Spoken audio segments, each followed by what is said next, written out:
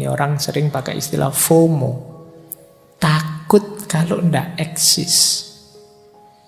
Akhirnya kamu memaksakan diri harus tampil terus di dunia maya, harus tampil terus, posting apa saja. Ini namanya fear of missing out. Ndak penting pun, yang penting kamu tampil. Akhirnya ada orang share apa, kamu lanjutkan, kamu share lagi. Ada orang ngirim apa, kamu ndak paham. Ini ngirim apa tuh kok sulit, alah ketok kok apik, tak share lagi aja. Padahal mungkin kamu tidak sadar itu banyak hal yang mungkin merusak di situ, banyak hal yang membingungkan orang. Yang penting kamu tampil. Kalian kan gelisah kalau grupmu sepi. Grup ini kok sepi banget ya, terus meme-nya banyak tentang grup yang sepi itu. Seolah-olah kalau sepi berarti kamu tidak ada.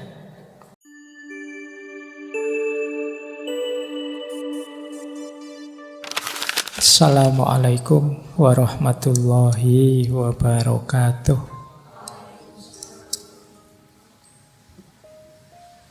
Bismillahirrahmanirrahim. Alhamdulillahi rabbil alamin. Wa bihi nasta'inu ala umurid dunya waddin. Allahumma sholli wa sallim wa barik ala habibina wa syafi'ina sayyidina wa maulana Muhammadin wa ala alihi wa ashabihi wa man tabi'ahum bi ihsanin ila yaumiddin. Amma ba'du. Bismillah. Mari kita lanjutkan lagi ngaji filsafat kita. Malam hari ini sebenarnya ngajinya tidak ada temanya. Kita random saja melanjutkan pembahasan tentang moralitas. Sebenarnya mengawali kegelisahan-kegelisahan moral yang banyak kita alami hari ini. Jadi misinya ke sana sebenarnya. Coba kita tengok sebentar kegelisahan kita ya, berhubungan dengan moral. Saya membeli judul tadi itu kegelisahan moral. Saya ambil sebentar definisi kegelisahan moral itu dari psikoanalisisnya Freud. Jadi kata Freud itu kegelisahan itu situasi ketika ego diancam oleh id dan superego. Bagi teman-teman yang ingin tahu apa itu ego, superego, id itu boleh nanti mendengarkan rekaman tentang Freud dengan psikoanalisisnya. Jadi diri kita ini ada 3 komponen. Yang pertama bawah sadar, namanya id. Kemudian ada level kesadaran namanya ego, dan ada level di luar diri namanya superego. Jadi di luar diri berarti termasuk moralitas, norma, adat, tatanan yang kita idealkan tapi di luar diri kita. Kalau ego itu yang kita sadari sekarang. Kalau id itu kita tidak menyadarinya, tapi diam-diam dia mengarahkan kita, mengendalikan kita. Ini kalau dibahas panjang, tapi intinya itulah, nanti kalian dengarkan lagi. Saya ingin masuk ke kegelisahan, anxiety. Kata Freud, kegelisahan manusia itu ada 3 jenisnya. Yang pertama realistic anxiety, kegelisahan yang realistis. Jadi biasa itu, normal.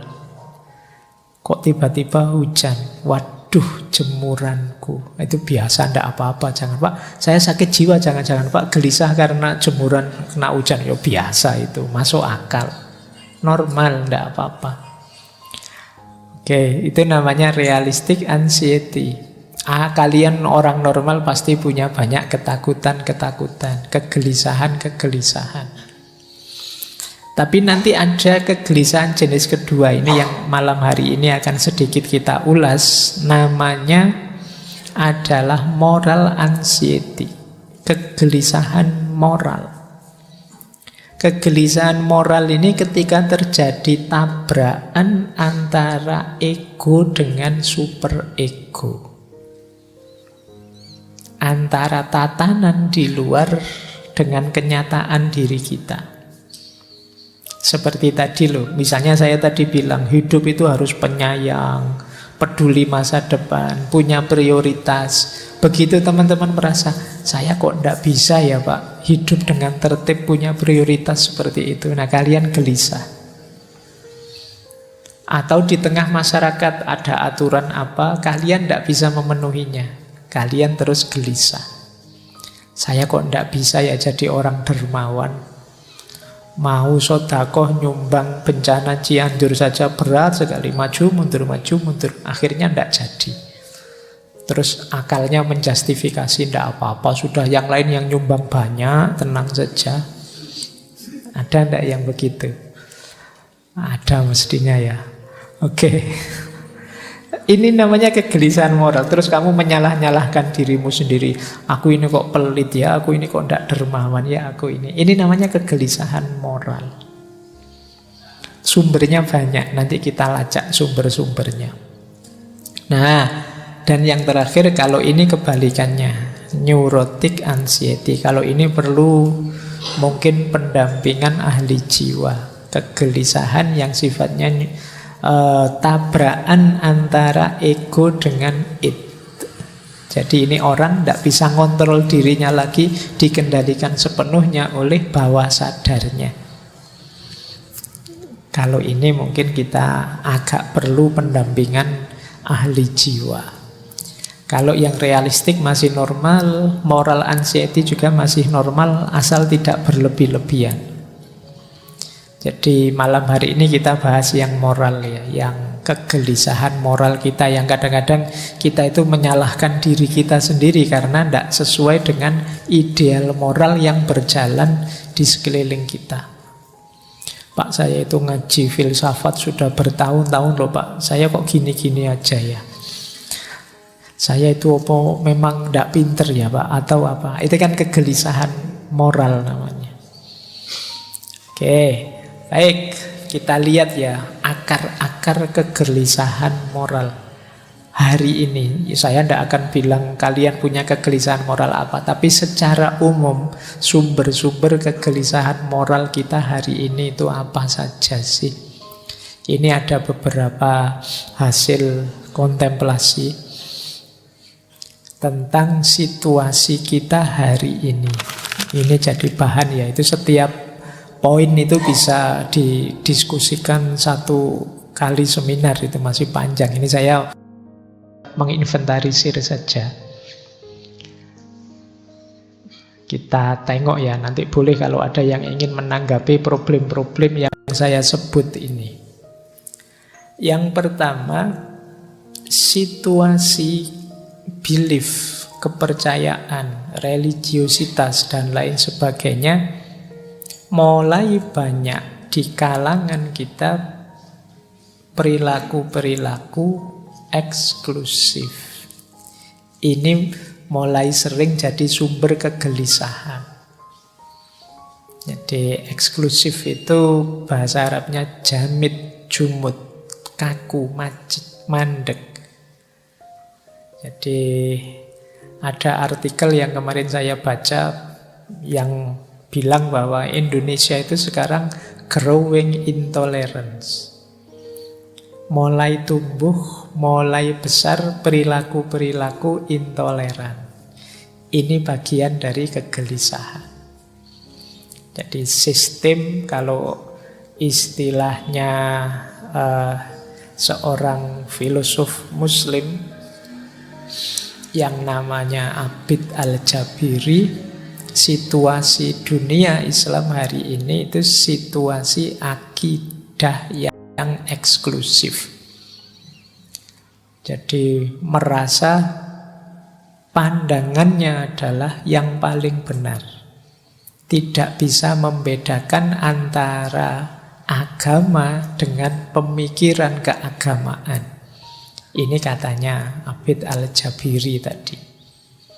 Jadi orang sulit membedakan ini Al-Quran. Kalau Al-Quran pasti benar. Kalau ini pemahamanku terhadap Al-Quran bisa saja keliru. Wong aku manusia.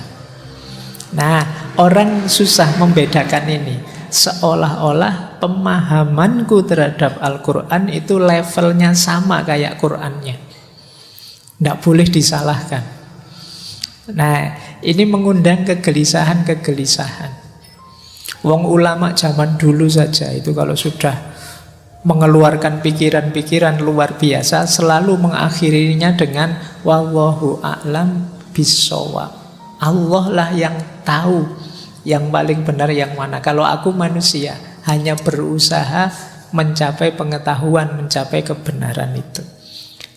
Aku bisa salah. Kalau Al-Quran pasti benar.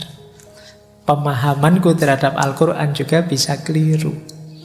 Kesadaran ini sulit dimiliki hari ini ya. Orang mungkin karena pengaruh medsos dan lain-lain, nanti kita lihat, membuat terus situasinya jadi jamit tadi, kaku. Nah, ini PR ya, saya bilang setiap tema bisa dibahas panjang lebar. Saya mancing saja, silahkan nanti kalian renungi situasi ini. Yang kedua, kalau tadi sistem kepercayaannya, sistem sosial kita. Sistem sosial kita hari ini modelnya masih model Qabilah. Qabilah itu sistem sosial yang fanatik. Ya kalau zaman dulu Qabilah itu suku ini, suku itu. Kalau sekarang ya mungkin aliran ini, aliran itu, partai ini, partai itu, mazhab ini, mazhab itu. Jadi sistem sosial yang fanatik. Jadi kalau bahasa Arabnya ya asobiyah. Ini jadi akar kegelisahan moral juga hari ini. Kalau orang sudah fanatik itu right or wrong ya karena aliranku ya harus aku bela. Karena kelompokku harus benar terus. Nah ini perlu juga jadi bahan renungan kita ya. Ada kegelisahan semacam ini hari ini. Apa dulu tidak ada Pak? Dulu ya ada. Sekarang lebih kelihatan karena media sosial. Yang ketiga, sistem budaya. Sistem budaya kita masih polanya inferiority. Kita ini masih sering rendah diri. Sehingga akhirnya modelnya di situ tak tulis taklid. Jadi taklid itu ya ikut saja pokoknya. Ikut idola-idola. Semoga di sini tidak ada yang mengidolakan ngaji filsafat. Karena diidolakan itu diberhalakan. Jadi ya ini ngaji bagus tapi tidak selalu isinya mesti baik, mesti benar. Mungkin benar tapi tidak selalu relevan sesuai untuk hidupmu dan seterusnya. Jadi kalian harus kritis. Jadi jangan bikin qabilah sendiri. Kita sudah terlalu banyak qabilah. Ayo yang cair. Nah, jadi sistem budayanya kita hanya niru taklid. Untuk budaya sendiri kita agak inferior. Boleh dicek dalam banyak hal. Trenkah? Tradisikah? Acara, kegiatankah? Itu biasanya kita kiblatnya kemana-mana. Film saja sama-sama film laga gitu ya tetap milih yang luar kita. Yang film kita anggap level film apa Indonesia apa? Enggak. Yang luar. Kita masih inferior. Jangankan yang budaya, mau kita ketemu orang luar saja kadang-kadang kan rasanya beda. Sudah mahasiswa S2, S3 ketemu turis saja ngajak ngomong saja grogi, khawatir diajak ngomong bahasa Inggris. Merasa Inggrisnya tidak bagus, kalah berani sama Gaet-gaet itu kadang nekat, pedagang-pedagang itu juga lebih berani dari kalian kadang ngomongnya.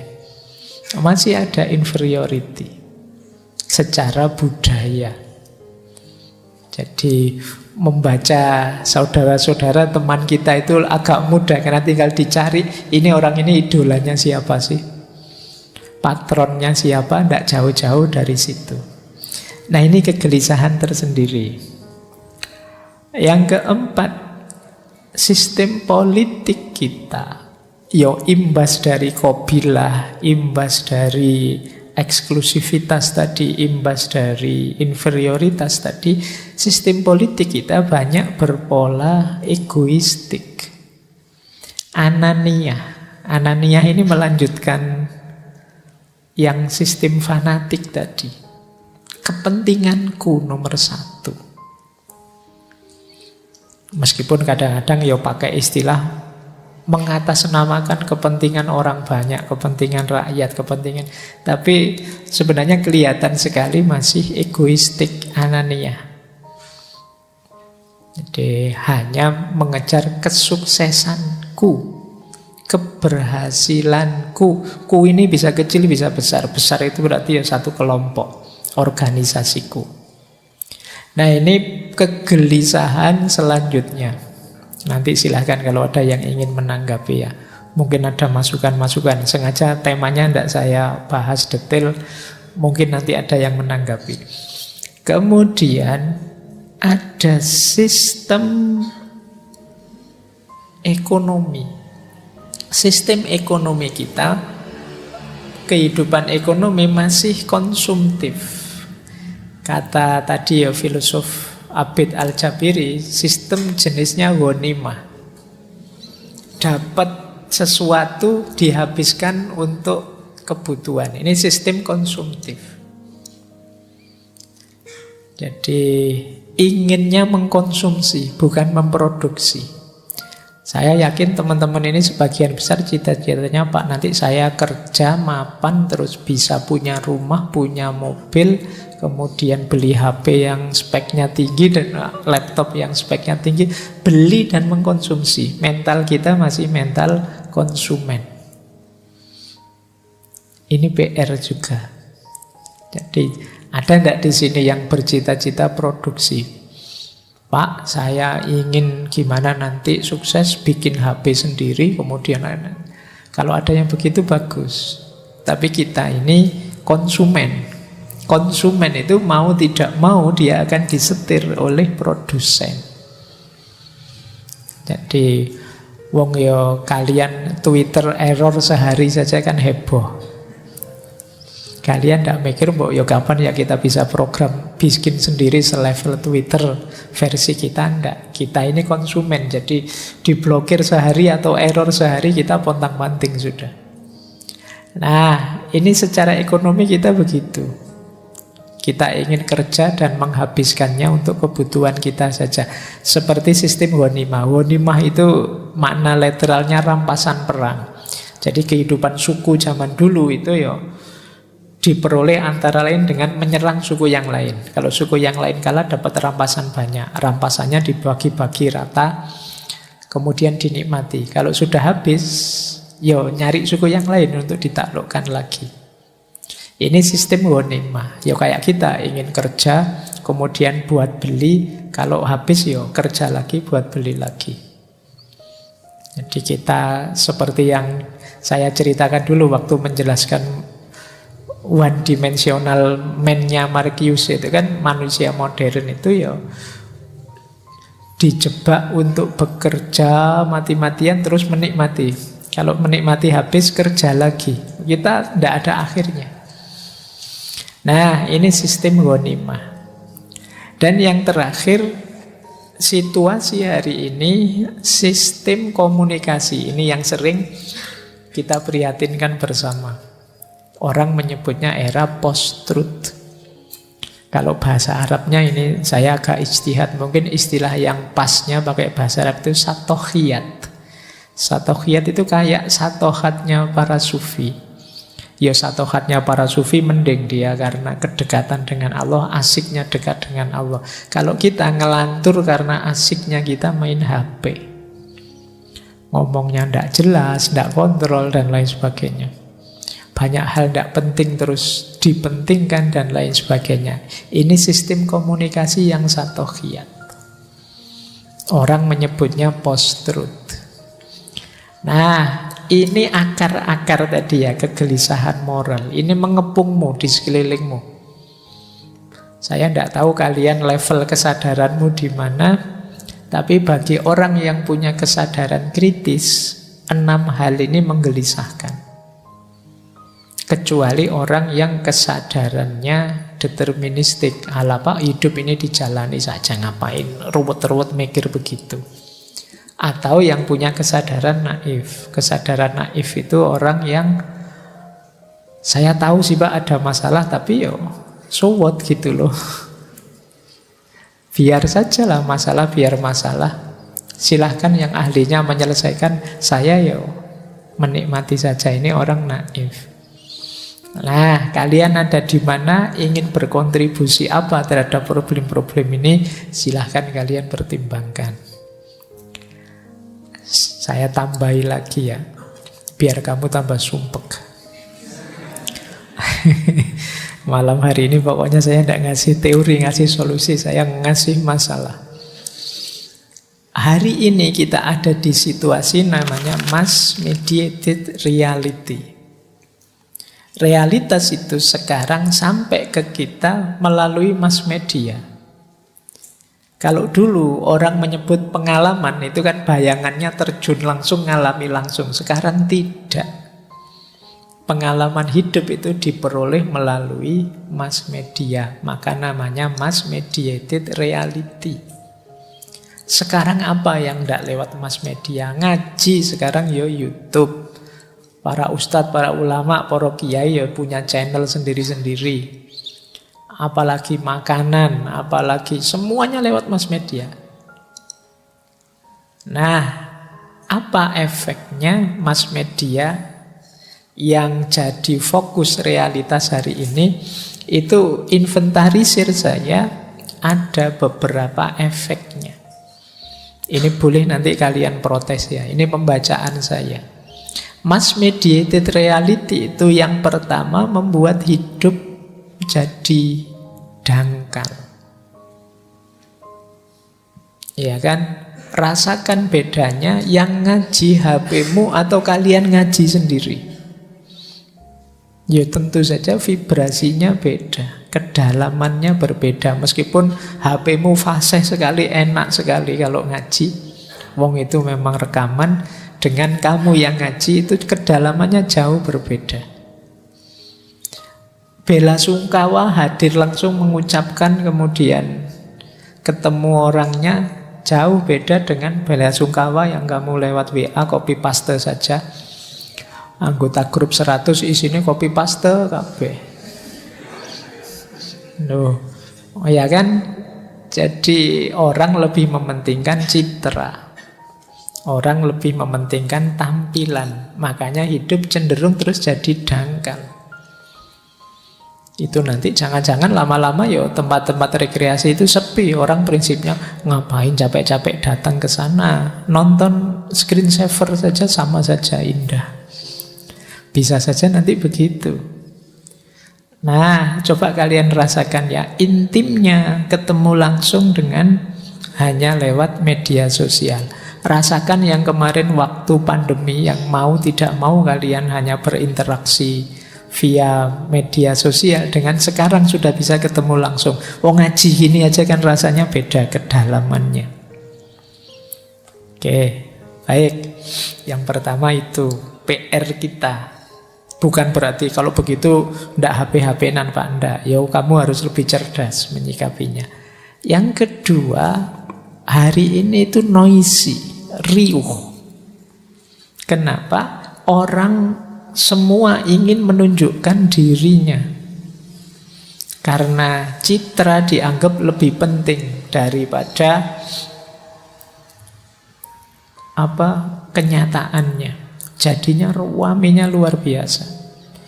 Kamu boleh ngitung, wis kamu punya berapa grup di HP-mu, kemudian berapa ratus WA yang tampil di HP-mu hari ini, terus kamu hitung mana yang penting, mana yang tidak. Dari ratusan postingan itu berapa yang penting? Kadang-kadang kan kamu buka TikTok itu kan, kalau pas bagian serius kamu skip, bagian dagelan lucu-lucu kamu tengok, nanti bagian apa kamu tengok.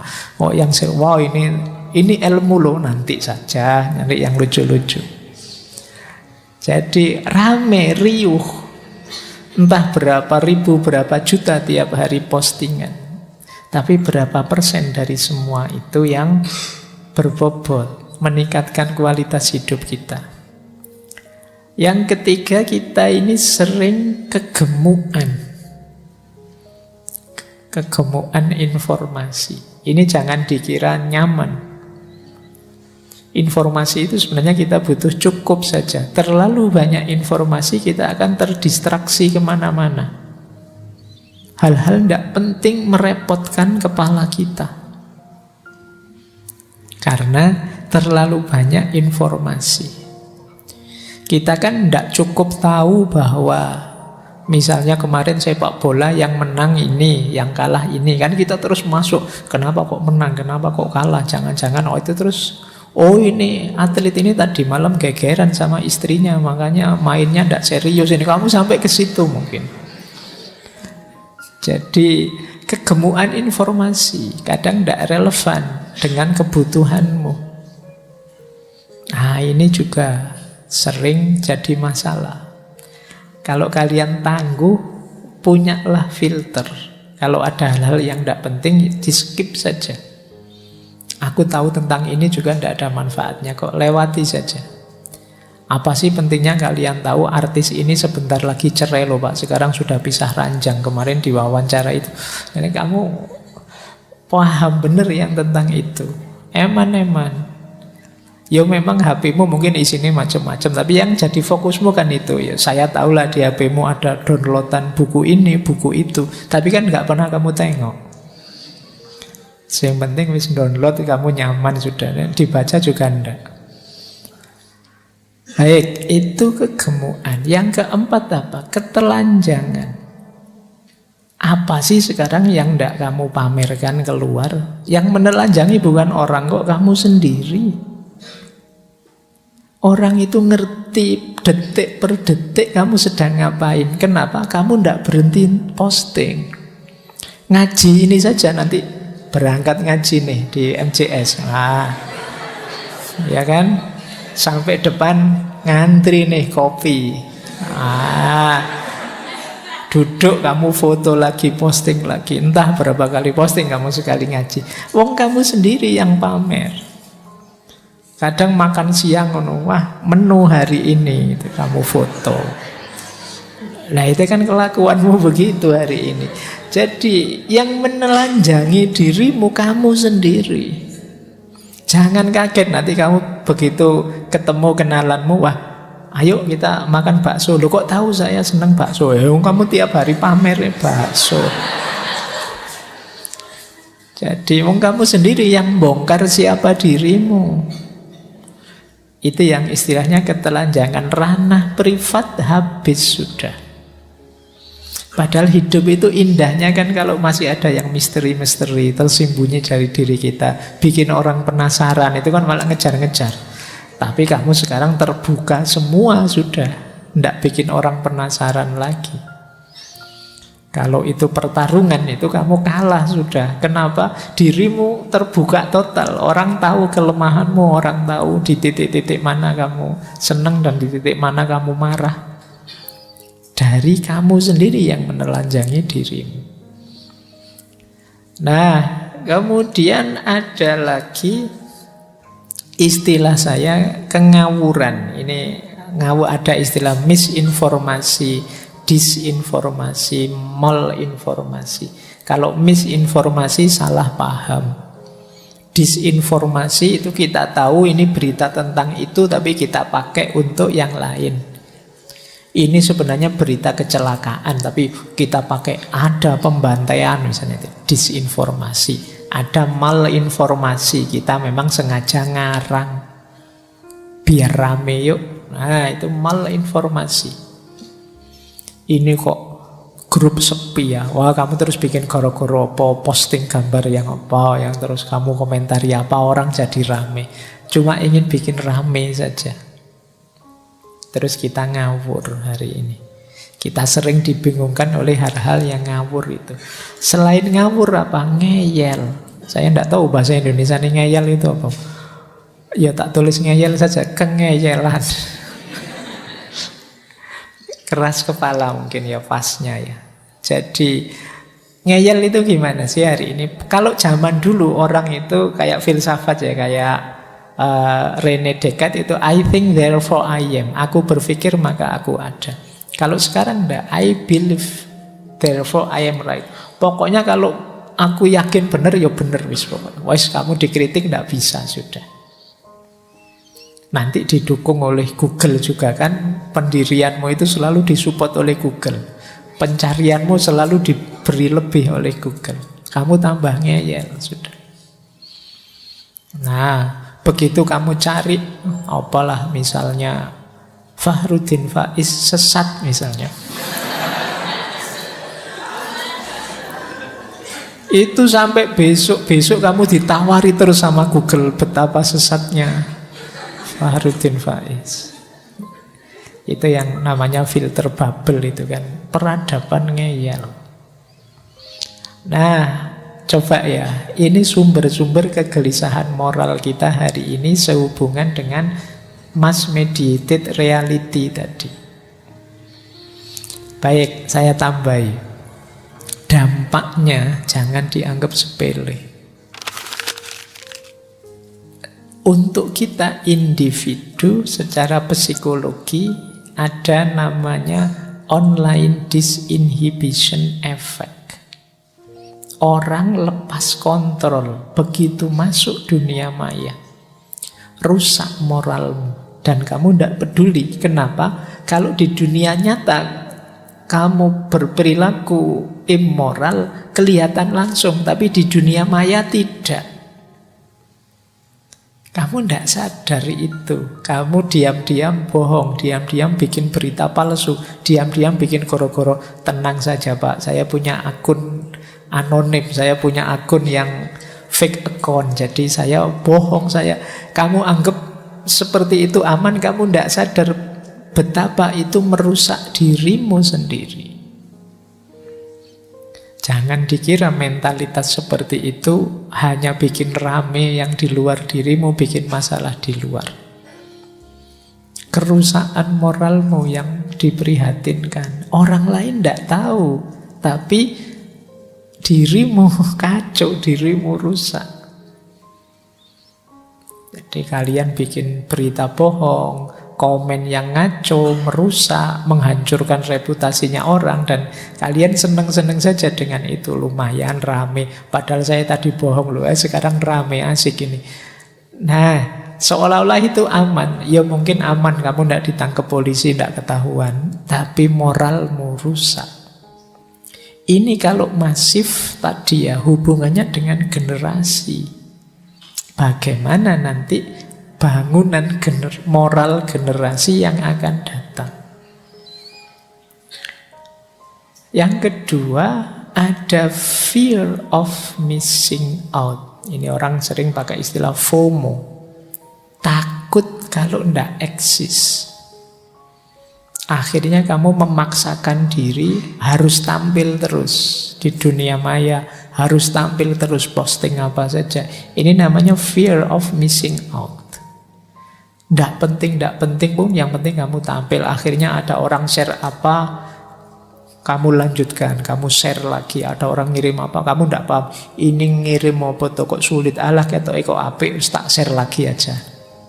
Padahal mungkin kamu tidak sadar itu. Banyak hal yang mungkin merusak di situ, banyak hal yang membingungkan orang. Yang penting kamu tampil. Kalian kan gelisah kalau grupmu sepi. Grup ini kok sepi banget ya, terus meme-nya banyak tentang grup yang sepi itu. Seolah-olah kalau sepi berarti kamu tidak ada. Kalian ingin tampil terus, eksis terus. Kadang-kadang kalau ada teman sakit atau ada anggota grup yang keluarganya meninggal, itu kan perlombaan innalillahi, perlombaan bela sungkawa. Tidak cukup satu orang, kami semua dari grup ini mengucapkan, tidak semuanya.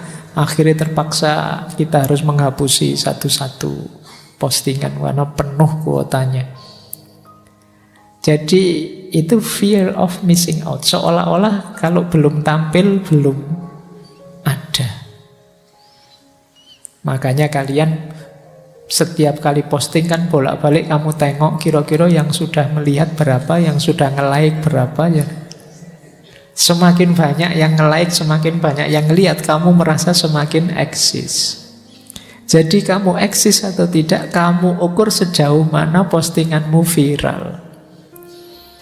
Ini saya posting sejak kemarin, yang like kok cuma 2 saja. Itu pun yang satu akunku sendiri, yang satunya.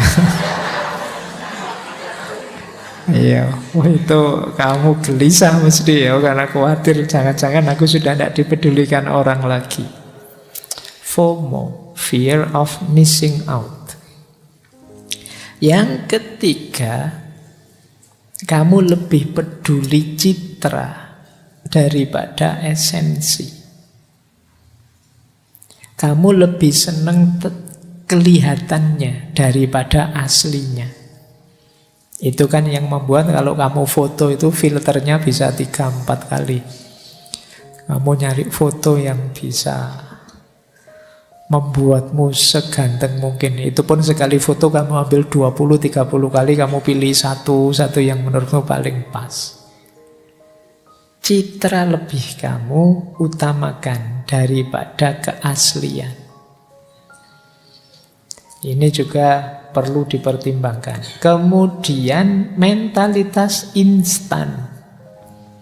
Apa-apa ingin segera, ingin langsung. Kalau ini boleh nanti teman-teman mendengarkan sesi ngaji Paul Virilio tentang dromologi. Bagaimana masyarakat hari ini tuh apa-apa ingin cepat. Tidak sabar menunggu proses.